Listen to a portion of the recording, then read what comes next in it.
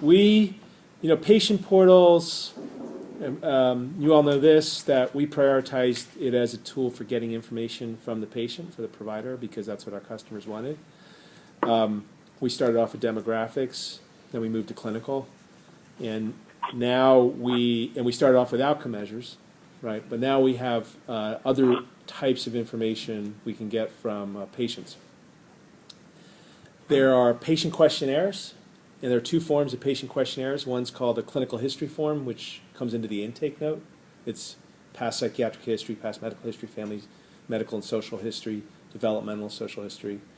And then there's an interim clinical history, and that gives you side effects, stressors, and someone help me. Review systems in between appointments. Again, anyone that has access to the patient portal can fill out this information. The new thing so questionnaires are kind of their own thing because you're getting this static, relatively, it's not static, but more static information that's history that kind of falls in the past family, medical, and social history category. Prior to intake or in between appointments. That's not outcome measures, right? So it doesn't fall in the outcome measure category. It has its own category. And the way we set it up is it needs to be initialed by the clinician. This isn't part of your pitch. Just want you to know this. It has to be initialed by the provider before it actually can be pulled into a note. They're going to do this through a new screen, which you'll see in Conference M. I think you've seen this now. This is a new screen. So that's where it happens, the action happens of initialing. So now the way that's set up, they won't need to go to the dashboard to initial. It'll happen in their normal workflow. And then there's the other new thing that I'm going to focus on especially here is Symptom Screener. Does anyone know about what the Symptom Screener is yet? The adult symptom screener? The adult symptom screener. Anyone demoed it? Yep. Yeah. Cool. And how are you demoing it? I'm using it as a tool much like the clinical history form, but more geared around the type of measurement-based care. I guess my phrase is kind of like a quick kind of rundown of what you guys will be talking about or kind of what you should focus on. And then I kind of go down to the scoring section down below. I talk about the 0 to 1. Yeah. 1. And, great. Sometimes it's like a office staff that I'm using or that I'm demoing with. Yeah. And at that point, it's more of if you're, ever, to pull a note up or have access to the notes and then kind of give the clinician a quick refresher. Here's kind of how that works, and you can prep him or her on that. Okay. So the purpose, that's great. And then are you showing it through the patient portal and the assignment and then coming back and showing it in the note? Yeah. Okay. So we've been struggling because at the booth when you have a lot of time, if we can show them clinical history form and symptom screener, it's kind of, it blows them away. But it takes a long time to show the whole round trip to go to the patient portal. You have to sign the measure, go to the patient portal, have them fill it out, come back.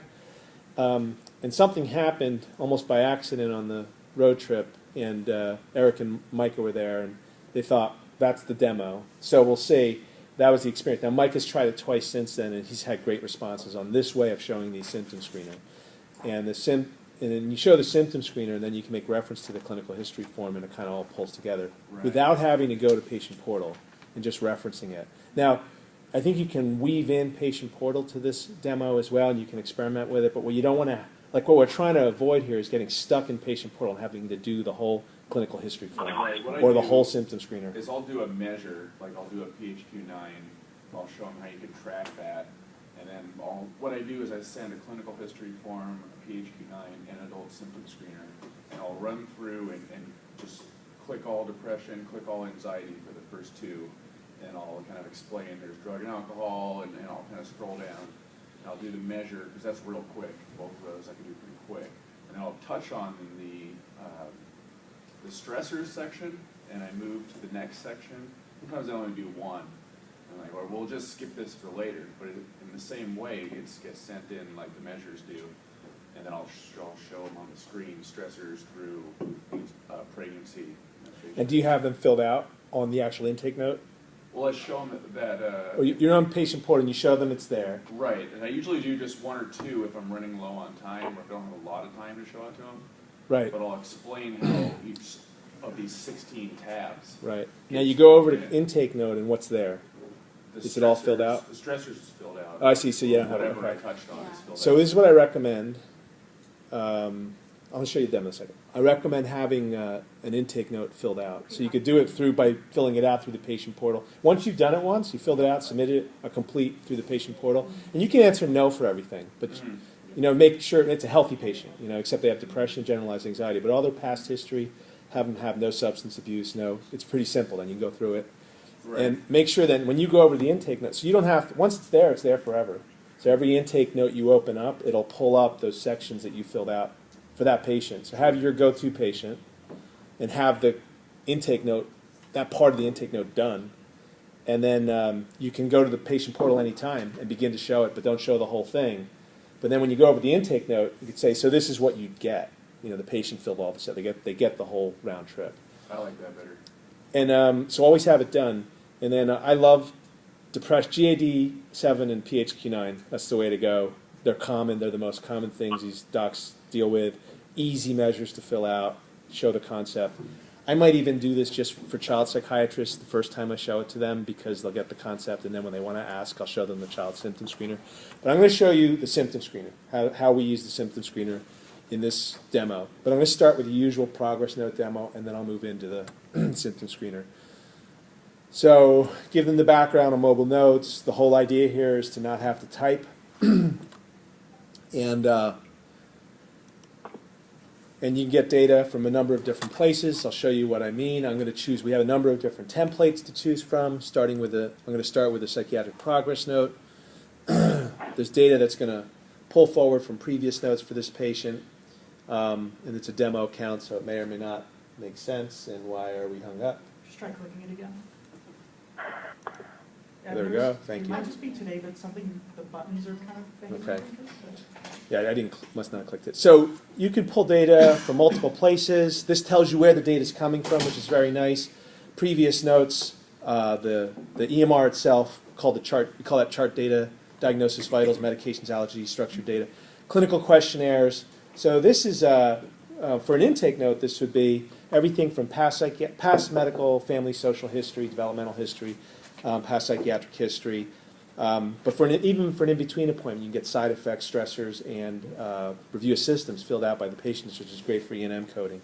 And then outcome measures that patient fills out. In this case, these were assigned to GAD-7 and a PHQ-9 and a suicidal ideation subscale.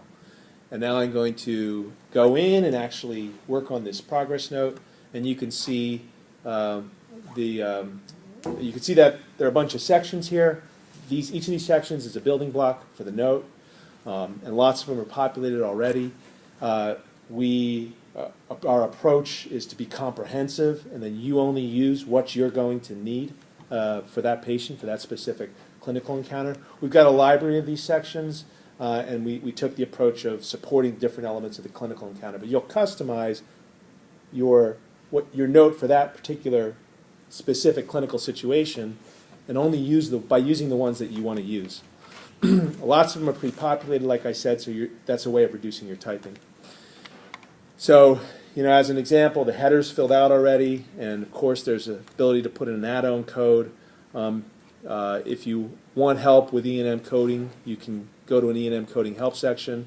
My own take on this is E&M coding is a lot easier than we think, and we've got a webinar on the website to help you with that, and to kind of walk you through some rules of thumb on E&M coding. And each of these allows you to construct narrative for child. If I'm talking to a child and adolescent psychiatrist, I'll point out that you have a way of saying who's present in the appointment, and then you can generate narrative from it. We'll add that the mother was present, and that's Mary Bowman, and she was physically present, and she isn't the medical decision maker in this case. And I generate narrative automatically, no typing. Chief complaint could be pulled forward from the previous note. History of present illness as well. Again, elements that support E&M coding. The GAD-7 could have been filled out by the patient in a patient portal. And let's go ahead and fill it out. If they don't, they'll get an email reminder 2 days before, and then again 1 day before their appointment. And if they haven't filled it out before they come in, you can have them fill it out in the waiting room or in your office. Staff or you can have them do that, or you can have them do it right here, or you could fill it out in the note itself with the patient in front of you. And these are measures that typically take 30 seconds to a minute. They're standards for generalized anxiety disorder and depression. Again, we'll do the same thing with the PHQ-9. And the thing that I just glossed over is that this data is there available to you. Not only does it get scored and put in the chart, and you can later see a graph of it over time, track your outcomes, but you can also generate narrative with one click. So again, no typing. And I'll point out that you're building up your history elements for your E&M coding. By using an outcome measure, you get 4 history elements. That supports up to a 99215 on the history. You still have to get the points on review of systems and past family and social history. But when it comes to history, the history part of, when it comes to HPI, part of history, an outcome measure gets you 4 points, takes you all the way. Which is why outcome measure, one of the reasons outcome measures, I'm really a proponent of outcome measures. Again, the patient could have filled out stressors, and for your demos, you could have this filled out already before they come in from a previous appointment, and just say the patient filled this out before they came in, or you could have it done through the portal. This has to be filled out by the clinician, so I might skip over that rather than demo it.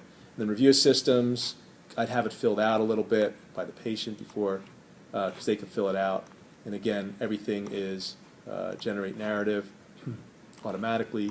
Side effects also would be filled out by the patient. This one's already filled out. Let's assume it hasn't changed.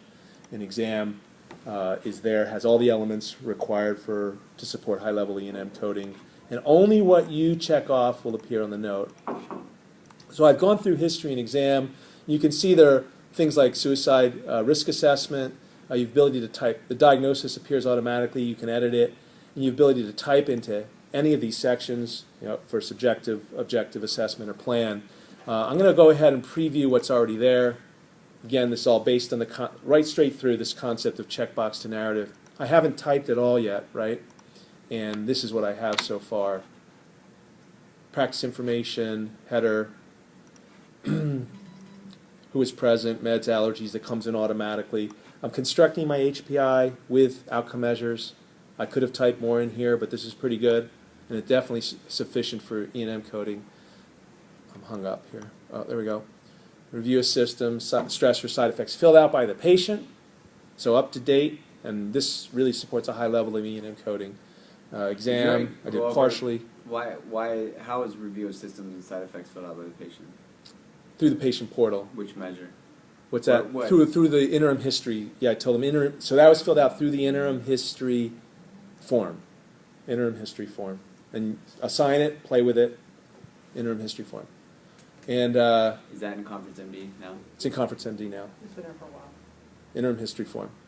And then assessment automatically. So that's kind of, more or less the demo of all that without typing. I'll say that at least 3 times.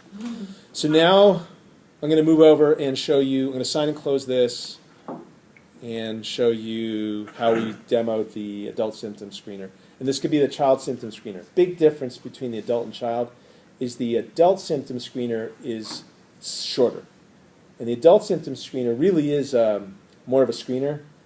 It always you'll do something to follow up. So the adult symptom screener tells you where you think there might be issues, and you'll always do a follow-up measure during intake.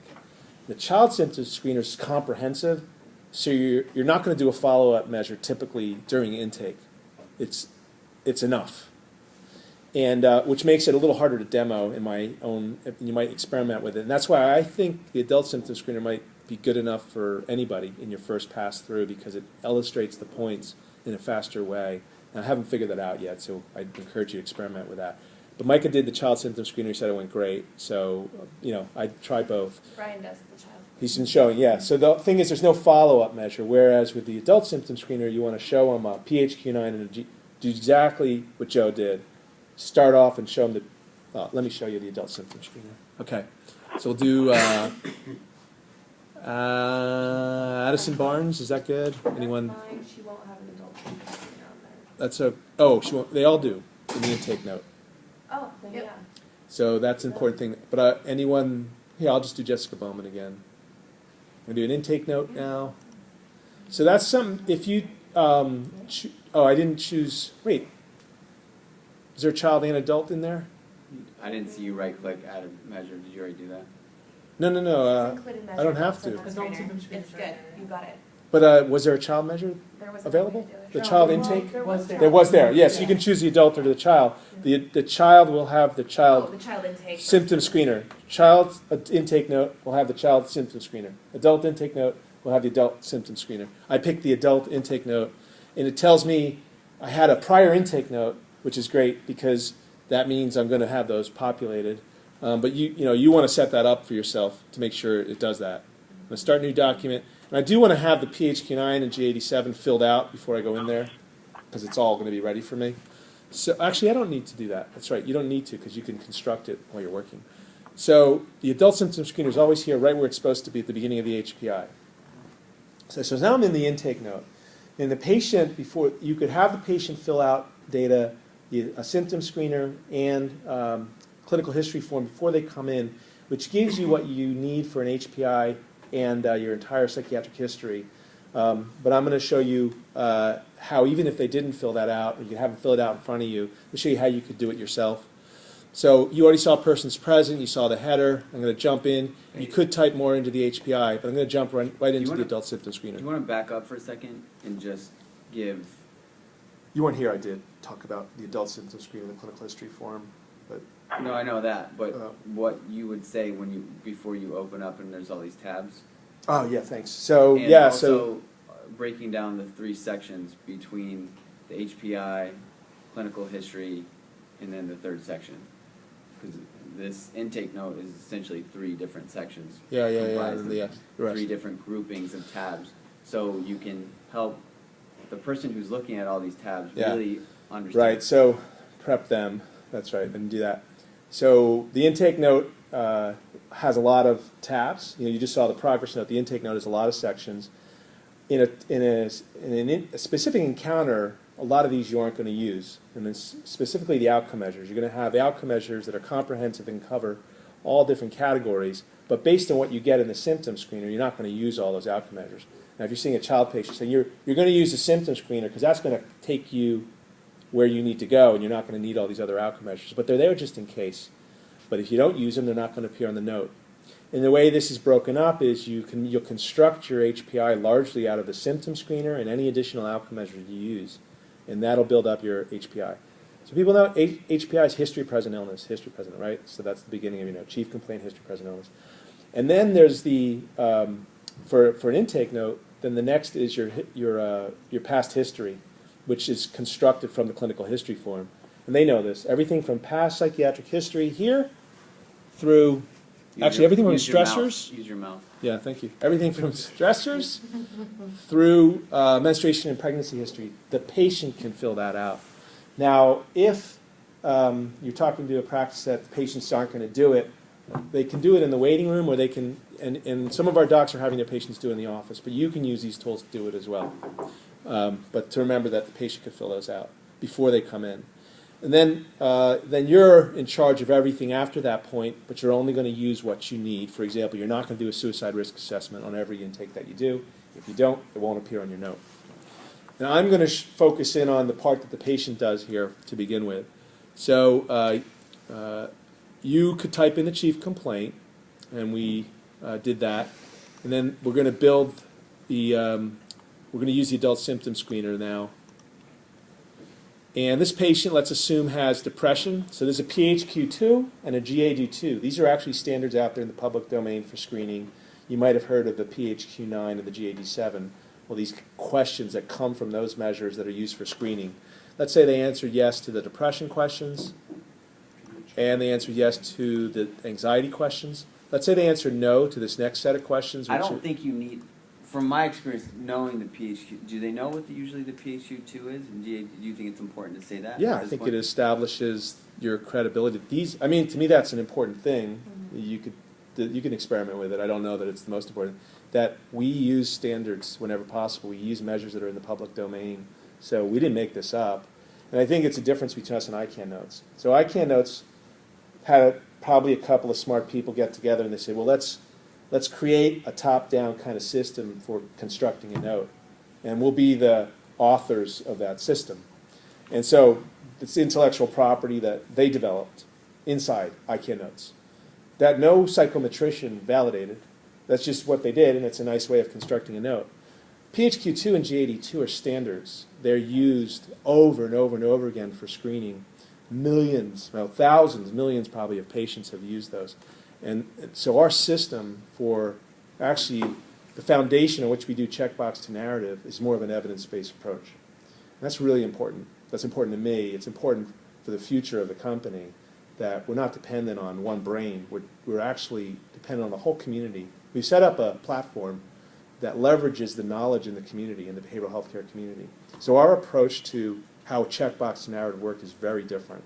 So I think it is helpful whenever possible to say these are standards that came out of the public domain that are validated and reliable instruments. PHQ-2 and a G82 are actually elements of the PHQ-9 and G87, but these 4 questions are used as a screening tool. And the entire adult symptom screener and child symptom screener, wherever possible, the questions were taken out of measures that are out in the public domain. And that's true for these questions about panic, and true for these questions about social anxiety. Because we have this on videotape too, can you just take a minute and a half to explain why measures are the future? Yeah, that's good. So care, more pay for performance and outcomes-based care is the wave of the future. And I am giving a talk at the APA with Peter Royburn on measurement-based care, and that's another way of talking about outcomes-based care.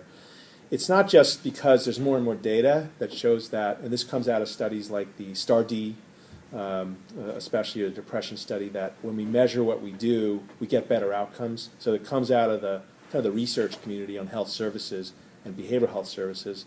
But also importantly, to the bottom line, payers are going to care about this. As there's more and more pressure to provide value-based care, or another way of talking about it is outcome-based care, people are going to require this. We just talked to a large practice, where they were able to double their reimbursement with a specific payer because they were able to show improvement in outcomes data over time. And they were doing this in the most cumbersome way by actually having, well, they weren't using paper at least, but they were using some other online tool. But with our system, you can have it all integrated and actually save time and have this outcomes data at your fingertip to be able to show payers down the road when they want to see it, that you're actually improving outcomes for your patients. So it's being a step. We want to be a step ahead, both on the clinical end and also on the practice management end. And we're giving you the tools that you could be a step ahead of the market. So I'm not going to fill out the whole thing, but we cover the common DSM-4 symptom categories: PTSD, ADHD, eating disorders, chemical dependence, alcohol abuse, etc., and questions about psychosis history. I'm going to cover a few. I'm going to hit save. I covered depression, anxiety. And you can see up here that there is a positive score for depression and anxiety. That tells you, hey, have a look at these two. And when I say have a look, maybe give them a follow-up. Give them a follow-up outcome measure, a PHQ-9, a G87. We have those. There's also quids. I'm going to just show you with the PHQ-9 and G87. They were 0 on panic disorder and social anxiety disorder. That means that we think they screened such that they probably don't have those problems. All this you're going to validate in your clinical assessment, your interview. You're going to meet with the patient. And this is just giving you tools and information to be able to focus on that patient and not spend as much time on specific detailed symptom information gathering. And these negative ones mean that I didn't finish these. They weren't finished. Now the patient will have done this. If the patient will have done this, you'll see the narrative already in there. And what the narrative says is the patient was screened for common DSM-4 diagnoses. When we switch to DSM-5, that'll say when we're in transition, it'll say DSM diagnoses. The patient was found to have significant symptoms in the following categories: depression and generalized anxiety disorder. The patient did not report significant symptoms in the following categories: panic disorder and social anxiety disorder. Only the things that we have completed measures on, screening measures on.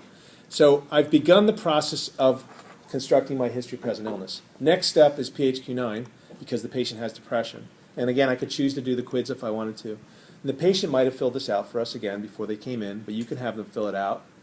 And we're saying this is a patient with depression, so let's say they're going to answer a lot of these.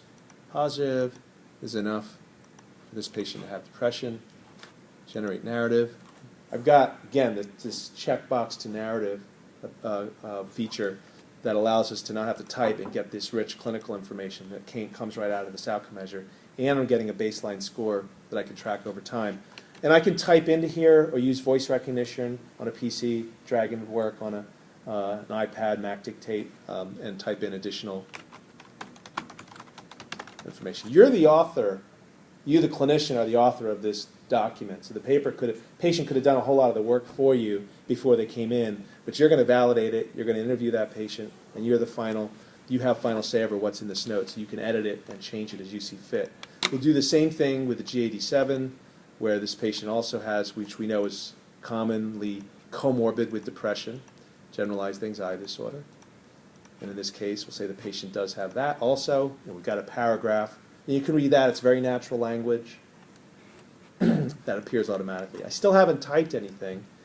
And so I've got the HPI. This part from stressors on through menstruation and pregnancy history was filled out by the patient. Say they don't have menstruation and pregnancy history. And depending on your time and their level of interest, you can show them these, and to show them the detail. You want to have filled it out ahead of time, though. Make sure these are completed ahead of time. Again, and it's not hard to do because you use the same patient over and over again. Once you do it, it's always there for you going forward, right? So you have those sections filled out. They're always there for you going forward. And then this is where I'll say, well, let's take a look at what we've got so far. And I think this was one of the insights, that if you stop here and you show them what you've constructed so far without any typing, that it's pretty powerful because you've constructed HPI, the HPI, which they think of as a pretty hard part of their job, and then the other part, that whole part of the patient reporting, documenting all that of what the patient is a lot of work. So I'm going to go in, got the person's present, I have my chief complaint, and I have the foundation for my HPI with the adult symptom screener. I'm constructing paragraphs to build on that, to support my diagnoses in the PHQ-9 and the G87. I now also have the rest of the history filled out. I've got a very complete psychiatric history. I've got stressors, review systems, substance abuse, inpatient psychiatric history, meds, allergies, developmental education history. This is incomplete because you would have done all those sections. This is pulled from whatever we did before, but you want to pull all, and they'll just nod their heads and show them. Now the exam I filled out was a demo, so it came from a previous time I did that demo. Same with some of these other elements. But I think the main thing is you're showing them how far you came without typing anything, with the patients doing all the work for you. Especially you play that up if they have the kind of practice where the patient will use the patient portal. Did I leave anything out? So I think it depends on the practice where you'll go from here, and how that would be different for a child psychiatrist you have to play with, because with a child psychiatrist you don't need the PHQ-9 and G87.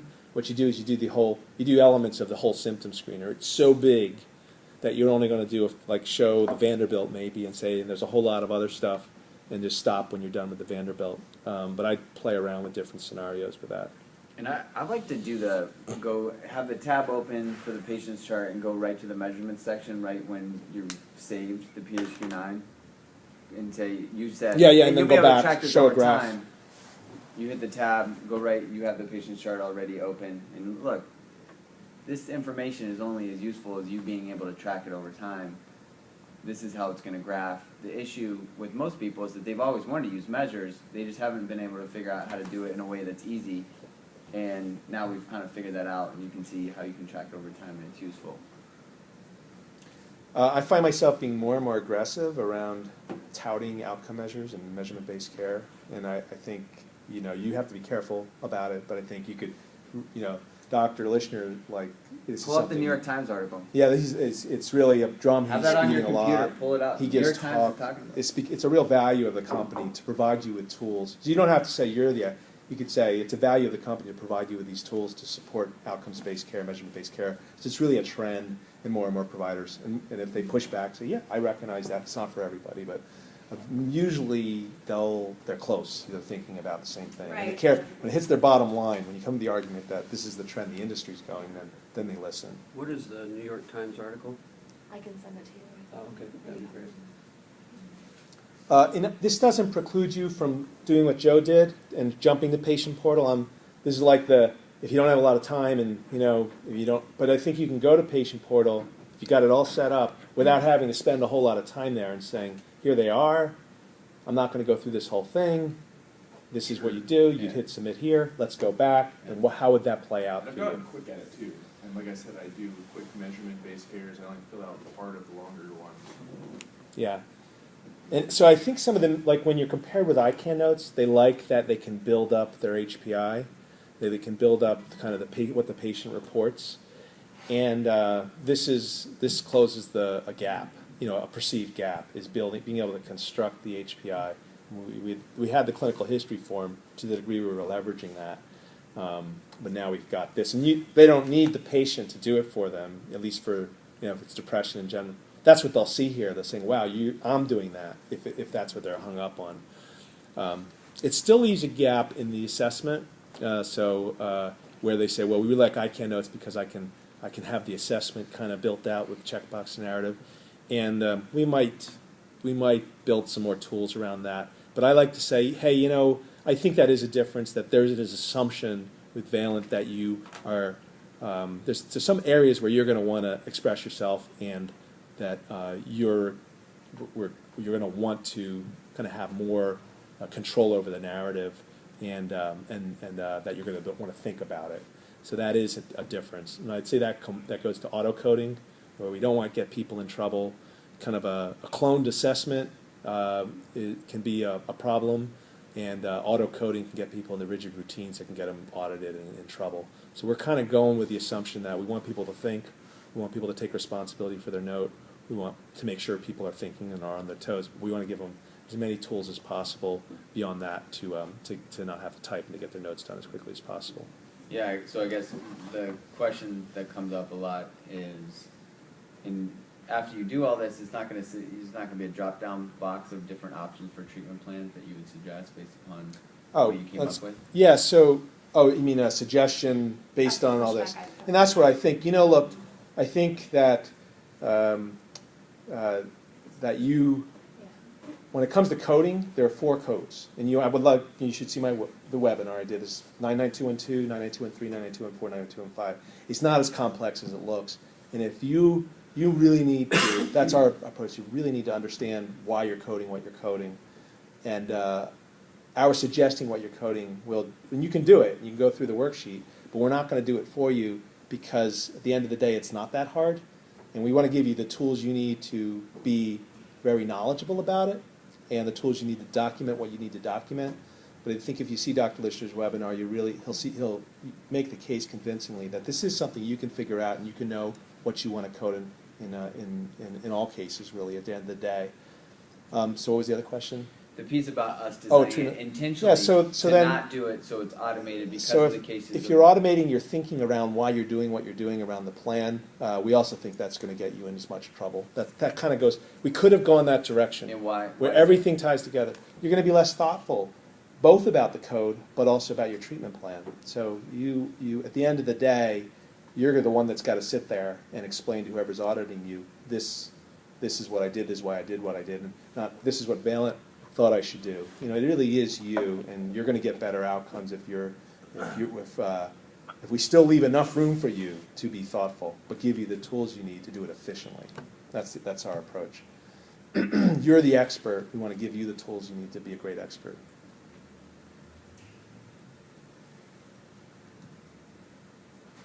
Aside from treatment plan, what is a good way to talk about the fact that we have measures that we in the advisory board have determined, and they might say, oh, well, I really like such and such measure. They might list something we don't have.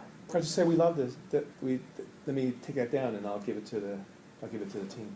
What if they say something like BEX that we know that we're I would just say that that the great thing is, it's good if you can get knowledgeable about the common ones, because if it's BEX, you could say, what the product team's been telling us is that the BEC correlates with the PHQ-9 and other standard measures that are in the public domain that you don't have to pay money for. Mm-hmm. We want to save you money and create an open system. So the BECs, there's no known advantage to the BECs over PHQ-9 and BEC's depression. And there's plenty of anxiety measures as well. So why spend money when you don't have to? And even on the child end, we did a lot of work. We found the Vanderbilt and SCARED are pretty well validated and can cover everything from ADHD, ODD, and conduct disorder. And if you read the confluence descriptions of these, you'll see what they're for. And SCARED covers the anxiety problems and some mood issues as well. And we have the Johns Hopkins for depression. So we covered a lot of ground where we couldn't find something. Areas where we're struggling are cognitive still. So we still haven't found something that's non-proprietary good for cognitive. On the other hand, the exam that's in there covers some pretty good ground on cognitive, and it gives you what you need for E&M coding, but there's no separate cognitive. But you can do that on paper still. And a lot of them require something like clock drawing anyway on paper for cognitive. The MOCA does. The mini mental status exam requires what does it? Anyway, but they're proprietary still, MOCA. But everything else, there's usually a non-proprietary for. So we'll always look for a non-proprietary, save you money. And I think we all have the disadvantage of not being a psychiatrist or a psychologist, obviously. So what can we do to help build our authority and presence in the conversation in little things like memorizing what each one of these measures, what they correlate to in terms of what symptom category in the DSM-4, just memorizing them and being able to belt them off, even though you don't even want them, they're not even asking you about it. Just say, and look, we have these measures here, SPIN for social anxiety, PCLC for post-traumatic stress, the audit, the Sheehan for disability. Being able to say that in flow of your presentation, then they're like, oh, and the biggest compliment they can give you at the end is, are you a clinician too? And so that might be a good cue of whether you're doing that or not. So you want to get them there. Get them to the point where they think that you're a clinician without you saying that you're not. So memorizing those and going through, just the ones in there. Well, I think in the symptom screener and in the not everything in the whole library because it's too big. But and these are all in so just look at all these, try to memorize those, and they're in Confluence. So there's pages on all those in Confluence. And if you fill them out through the patient portal, you can tell by the questions. And you'll start to get it in your bones which one's which. Wait, David, is there one for schizophrenia? It's just a couple questions. It's not a measure. There is a measure that's clinician administered. Because you can imagine for cognitive, you're not going to have it be through the patient portal. You're trying to figure, if they're cognitively impaired, they're not going to do well through the patient portal. If they're psychotic, they're not going to do well through the patient portal. So those are clinician administered measures. And we just don't have a good cognitive one right now because there are no non-proprietary ones, and they usually require some task. But they can still be done by paper. But for psychosis, there's something called the PANS, and that's in development. But all we do is ask about history here. So in this, there's a couple questions about history of psychosis, because you could have had a past episode of psychosis and be totally coherent now. So that's why it's okay to have what that. I've liked the most about this, how many people are using this? Just one. So what I like the most about this is that you can I gotta go. You can say to them, you can Thanks, say, everyone. What is the next step that we should go from here? What is the next thing that we need to do? Oh, this is an understanding of where we need to identify where to go next. Based on this, we know that we should use the PHQ-9 for depression, the GAD-7 for generalized anxiety disorder, and then I'll list every single measure that correlates. And if we didn't score, if we scored positively on all these other ones, We've got to wrap up soon, like in a minute. Huh? They have a. They need Okay. So this is a good place to belt off all the measures, because then you're combining right from the beginning part of the demonstration, because you're on the second tab of the intake now. You're saying, I know all these measures. You come with Valent, we're going to teach you how to use these measures, and they're all non-proprietary, and they're so easy to use that it's almost like there's no reason why you shouldn't use them. And it'll create the narrative for you automatically. So let's help you, and I'm an authoritative figure that will help you teach that to you along the way. So I found this right here, right, just stop and pause in that section. Summarize it before you go back and start showing all the other tabs again, because then they'll be like, oh my God, there's so many tabs, I don't know where to go. But you know exactly where to go because it gives you this roadmap.